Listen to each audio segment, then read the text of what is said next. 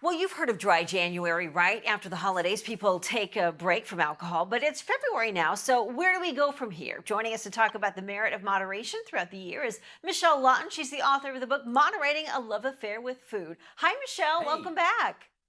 Hi, it's great to be back. Thanks for having me. So let's talk about dry January, a huge success this year. Why do you think so many people participated or rather abstained? Right. Well, Dry January started about 10 years ago and it's been gaining momentum all around the world. And I've read that 40% of Americans want to drink less alcohol, and 25% of those who participated in Dry January really got benefits from it, and it's growing. So I think we're in this massive cultural change post-pandemic. People are thinking about living in extremes, overworking, overeating, over drinking, and they're trying it on for size, like me, trying dry nights, experiencing good sleep, maybe losing a little weight, saving some money. So it's perfectly acceptable now to say, it's my dry night. I'm not drinking tonight, the way we might have said, we're not smoking.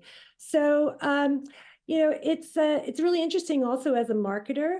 I think about beer without alcohol, and it's not that different than caffeine, caffeine without coffee without caffeine. So it's a big shift. We've arrived. But I think that, people are taking care of themselves and they're being confident when they're. The decaf version of alcohol. Well, you've talked about something called the gray space. Can you please explain what that means? Right. So living in the gray can be a happy medium.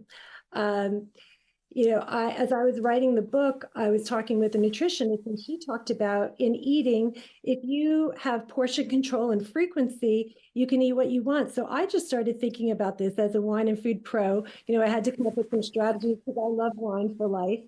And so, I just take alcohol off the table for a couple days a week. And I do that early in the week. I'm working and I have to stay sharp. So I can really look forward to my wine on the weekends. And then in terms of portion control, I put alcohol in the fun category. There's foods for fuel and foods for fun. And, I wouldn't have three ice cream cones in one night, right? So three margaritas might be a little bit much. Well, you also talk about balance without deprivation. What are some of those examples? Right. So, there's so many different alternatives out there to explore now. I love to cook. So, for example, I was having a dinner party a couple weeks ago, and I had the white wine with my starter.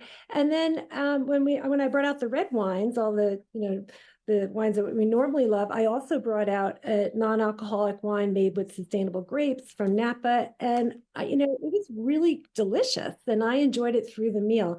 So I think to provide some alternatives, try some new things on for size. I do a lot of cooking, so I had an aperitivo non-alcoholic recently, and that normally would have been my Negroni during the pandemic. I mean, to be honest, so this is a new routine. So I think that, I talk about this in the book, if think about your relationship with alcohol, maybe do some journaling, you can really incorporate some of these things into your routine and share with friends. And we're losing stigma. We can talk about now alcohol in a way that I think, wasn't as easy in the past. Michelle, thank you so much. Some great information. For more information, please visit moderatingaloveaffairwithfood.com. You'll find that book there. It's got some great information and some good inspiration. Mitch, we'll send it over to you.